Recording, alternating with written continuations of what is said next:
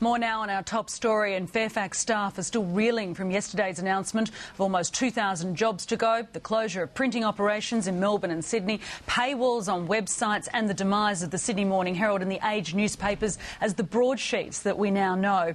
At the same time, they're concerned about Australia's richest woman, Gina Rinehart, and her increasing stake in the company, and speculation that she'll push for 3 board positions. A short time ago, I spoke to Dr Margaret Simons, the director for the Centre for Advanced Journalism at Melbourne University. And I began by asking Dr Simons about the impact of those paywalls on the SMH and Age websites and what it will mean for the Fairfax readership.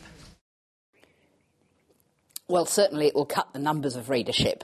And this is what most of the publications across the world and here in Australia are finding, that if you introduce a paywall, your reader numbers drop drastically.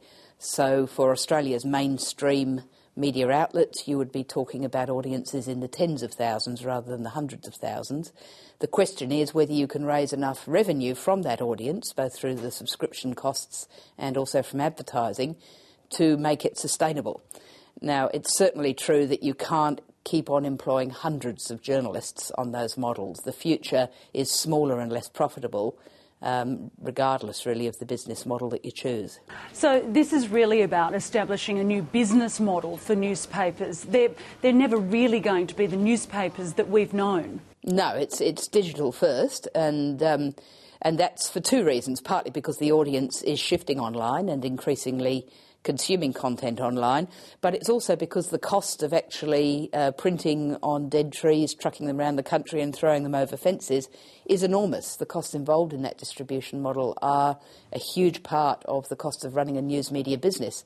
So even if the audience still prefers a print product, and some do, publishers have to think very hard about whether they really want to incur those very large costs. You've worked for both News Limited and Fairfax. I wonder which business is doing it better in moving towards a digital model? Well, News Limited, of course, has the benefits of being part of News Corporation, which is one of the world's largest media organisations. So they have deeper pockets, and so far Rupert Murdoch has been prepared to tolerate cross-subsidising of titles like The Australian, for example, which has never made a decent profit in its history.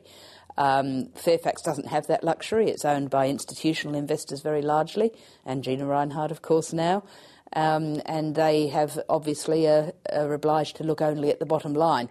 So, but in terms of who's doing it better, too soon to say. As I say, everybody right across the world who's in the news media business is faced with an astonishing pace of change. Everybody is forced to experiment at a very deep level with business models and with the methods of news journalism, and it's too soon to say which one has got it right.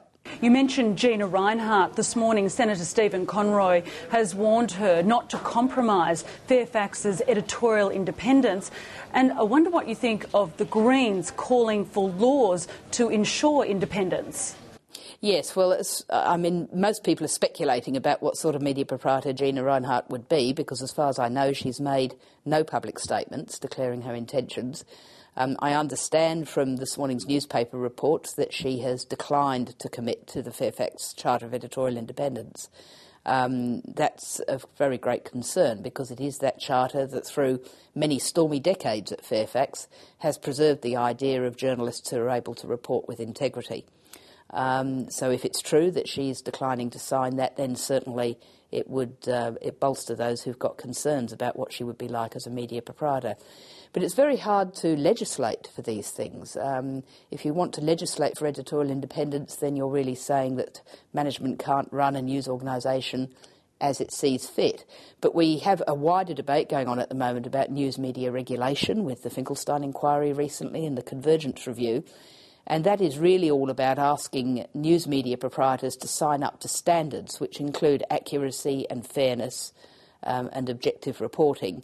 And certainly I think if there's concerns about media proprietors, that's going to lend force to Senator Stephen Conroy moving towards a firmer regulatory regime than we have at the moment.